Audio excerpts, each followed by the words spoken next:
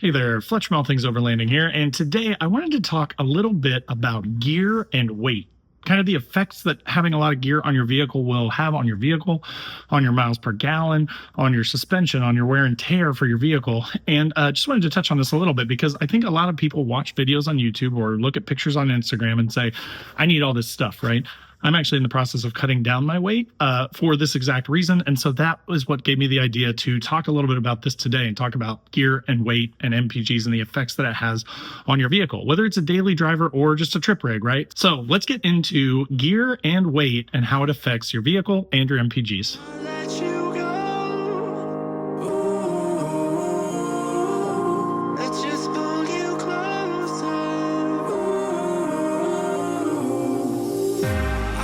Understand where it came from, but you got it, I got it. It began in the land of the sandstorm. I fought it, though I wanted everything to do with what you give to me.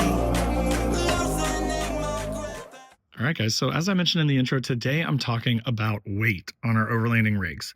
Everything weighs something, and it all kind of adds up faster than you would think. So what I'm going to do is I'm going to start by walking you through my setup and putting the weight up on screen and then totaling it. So let's figure out together what my rig weighs.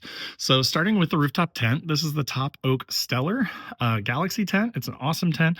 And actually it's about 40 pounds lighter than the old open road that I had. That's part of that attempt to reduce up high weight. So this thing weighs about 175 pounds. Then onto my extrusion bed rack. I'm going to look it up because there are some add-ons to this. So I'm going to throw up on the screen what that weighs.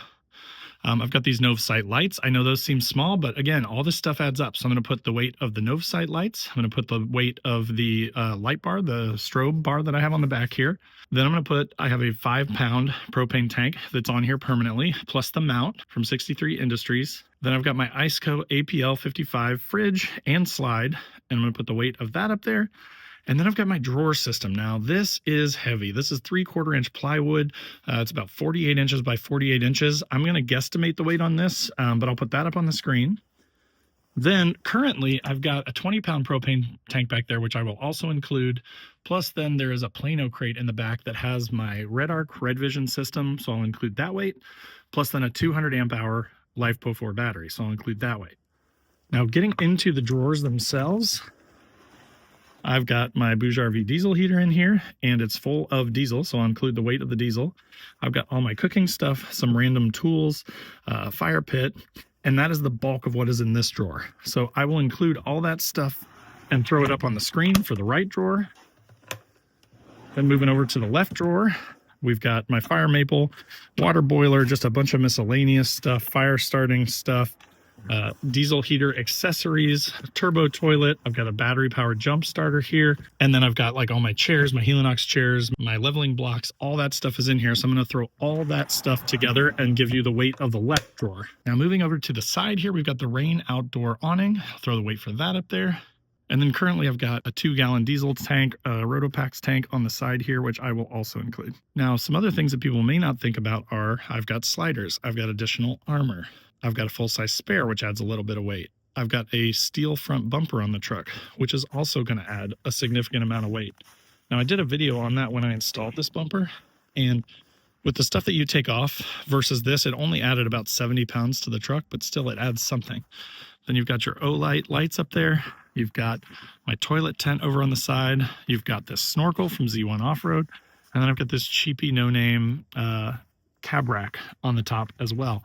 And then that is pretty much the bulk of it.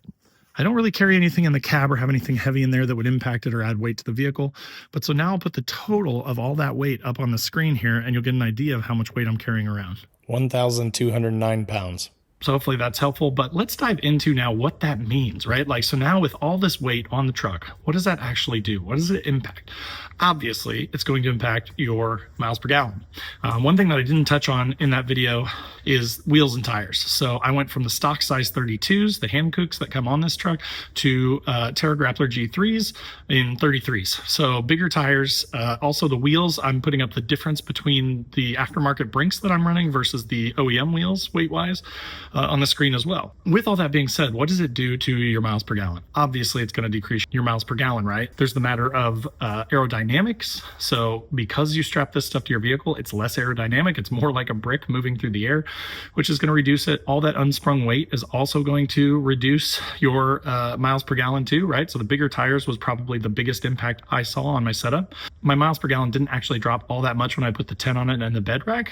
It dropped significantly though when I put the bigger tires on. So that is one thing to think about, right? The reason that I bring this up is I'm not saying do or don't add gear to your vehicle. I just want to make sure that I'm sharing with you the impact that it's going to have on your vehicle when you do it, right? So the more weight that you put on it, the lower your MPG, the higher the cost of taking trips. Most of us have to drive a pretty significant amount of distance to get somewhere. So like for me, when I went to Wyoming a couple of years ago, it was a 21-hour one-way trip.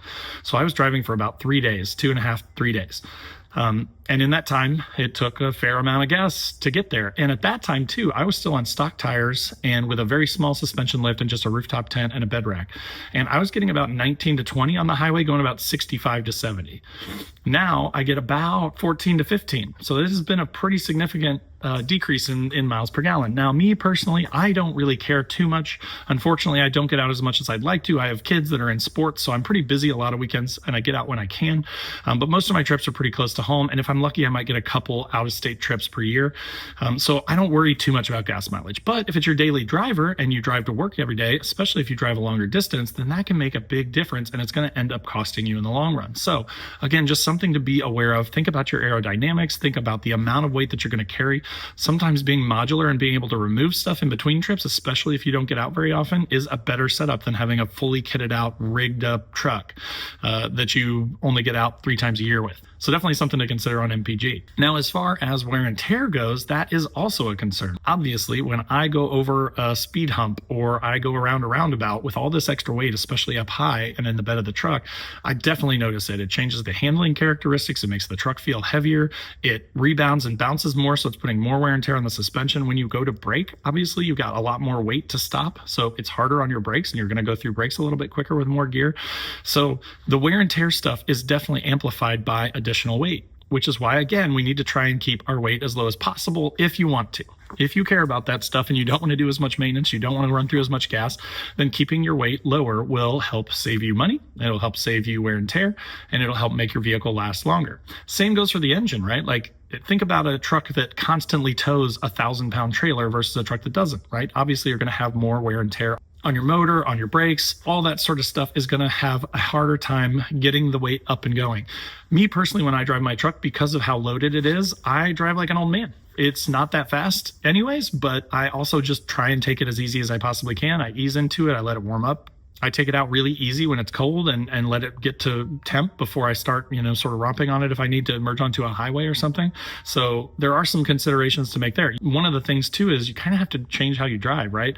Especially I have the sway bar off in the rear of this thing. So with all this extra weight, with the sway bar off, with the bigger tires and the lift, it's a little bit more tippy. So you have to be a little bit more careful when you're merging, when you're, going through roundabouts and things like that.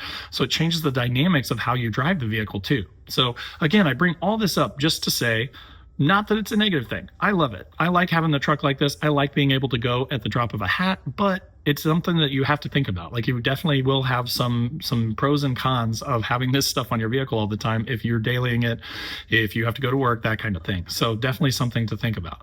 Now let's talk about some of the pros and kind of finish this up with this.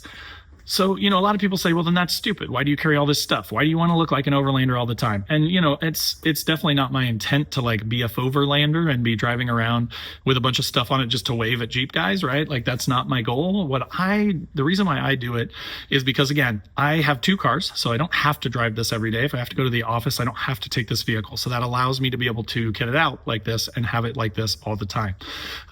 Second, like I mentioned, I don't get to go as much as I'd like to. So when the opportunity arises, I don't want to have to pack up a bunch of bins and make sure that I don't forget stuff. I want everything on the truck. I'm lazy. I like to have it all ready to go. I like to grab a backpack, throw it in the truck, maybe get some food at the grocery store and be on the road. So that's why I keep it that way. So if that's kind of your intent with your trips, then it may make sense to kit out your vehicle with more stuff. If not, and if you're dailying it, maybe less. Another benefit and pro is that the more stuff that you have, the more prepared you are, even when you're not camping and overlanding. I can't tell you how many times I've, been at a neighbor's house and we've been hanging out, and then we go to leave and somebody's car won't start, and I grab my jump starter and I can start it. Or, I've got my fridge and we're away from home and we stop and get groceries and we've got cold stuff that we need to keep cold. I can throw it in the fridge and turn the fridge on, right? Like I'm not as limited as some people because I have all this stuff on the truck. I have fire starters. I have a pocket knife in there so that if I need a pocket knife for something, to open something or something, I've got it.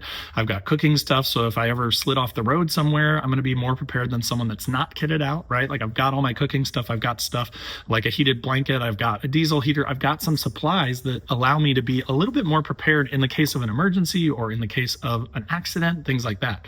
The big steel bumpers and stuff, while adding weight, also adds safety, right? So if I were to get into an accident, me versus a smaller car, I'm going to come out in better condition, right? The truck's going to hold up better than a stock truck because it has that big steel bumper. That's not the intent, right? Is to wreck into people, but you never know when that's going to happen, and you'd rather just be more prepared and be able to take that hit better than a stock truck. So those are some pros, right? And again, you have to weigh those out against the negatives because adding all the weight costs you. So just think about those things. Hopefully that's helpful and gives you a little bit of food for thought to think about when you're kitting out your vehicle so that you can make good decisions about what you want to bring and what you don't. So I hope that helps. All right, guys, so that was the episode talking about gear versus miles per gallon, wear and tear on your vehicle.